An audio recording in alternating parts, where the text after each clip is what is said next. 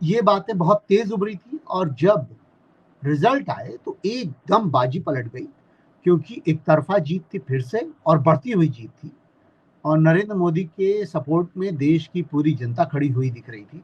ऐसी स्थिति में किसी का भी कोई वजूद रह नहीं जाता है।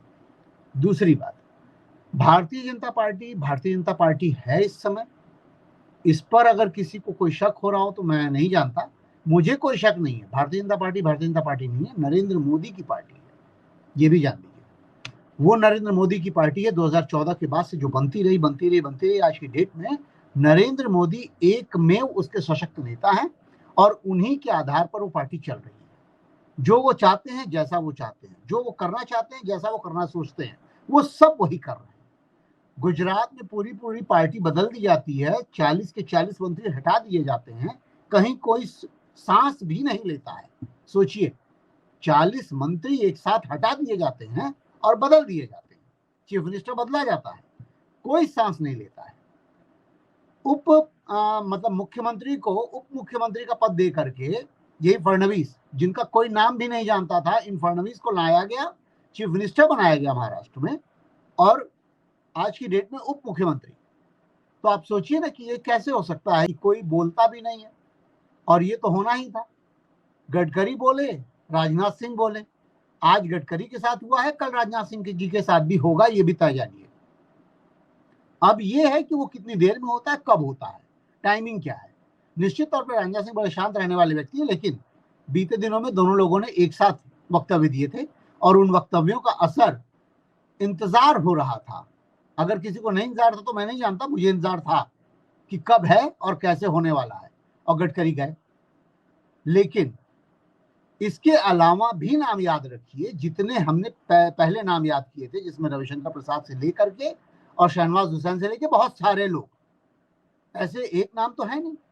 और फिर पार्टी से जो निष्कासन का विषय था वो भी याद रखिए, चाहे वो यशवंत सिन्हा रहे हों, चाहे वो शत्रुघ्न सिन्हा रहे हों, चाहे और भी कुछ लोग हों, जिनको भी इस तरीके की कार्यवाही का शिकार होना पड़ा, उसके पहले उनके कदम ये थे कि भारतीय जनता पार्टी में हो रहे कुछ चीजों को लेकर उनके मतभेद थे। और ये बात भी स्पष्ट है कि नरेंद्र मोदी कहते हैं कि भाई ये तो नहीं चलेगा, ताकतवर भी आप बनिए मेरे साथ, मेरे सहयोग से, और फिर मुझे गाली भी दीजिए, तो ये मैं नहीं चलने दूंगा। तो ये नरेंद्र मोदी की काबिलियत ही केवल नहीं है, हर पार्टी के अध्यक्षों की ये सोच है, ऐसी ही सोच है, चाहे वो सपा हो चाहे वो कांग्रेस हो। आप उंगली जब उठाते हैं कांग्रेस पर कि राहुल गांधी किसी को चलने नहीं देते हैं, तो भाई नरेंद्र मोदी भी तो वही कर रहे हैं, फिर उंगली क्यों नहीं उठनी चाहिए, फिर क्यों नहीं उठेगी उंगली। अगर किसी भी नेता को, मायावती को याद कर लीजिए, कोई कुछ नहीं बोल पाता था, आप मायावती पे उंगली उठा देते हैं कि वो तो एकदम तानाशाही रवैया अपनाती थी। नरेंद्र मोदी भी वही करते हैं, कोई अलग चीज नहीं कर रहे हैं। अब ये बात जबरदस्ती की है कि भाई वो जीत रहे हैं, जीतते आ रहे हैं, और जब तक जीतते रहेंगे तब तक नरेंद्र मोदी की ही सुनी जाएगी और वो सुनना पड़ेगा, सबको सुनना पड़ेगा, और वही सुन रहे हैं। लेकिन ये भी उतना ही बड़ा सच है कि अगर इन स्टेप्स के बाद कोई दूसरा व्यक्ति खड़ा नहीं होता है, पार्टी में अगर मुखर नहीं होता है, तो उसे भी वही समस्या झेलनी पड़ेगी।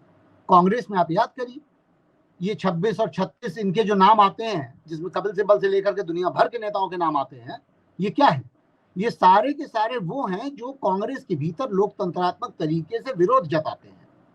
और जब विरोध जताते हैं तो आप कहते हैं कि पार्टी में जो है विरोध हो रहा है और उसको राहुल गांधी सुन नहीं रहे हैं।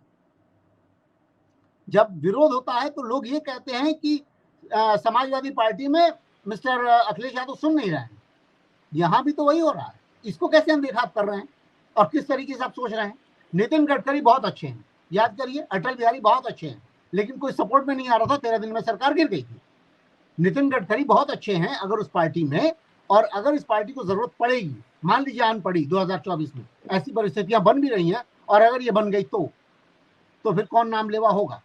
लेकिन बात वही की वही है कि चूंकि नरेंद्र मोदी जिताऊ नेता हैं, पार्टी को लगातार जितवा रहे हैं, 2014 से अब तक पार्टी ने कोई मेजर हार की परिस्थितियों से आमना सामना नहीं किया है, तो इसलिए उनकी सुनी जानी स्वाभाविक है।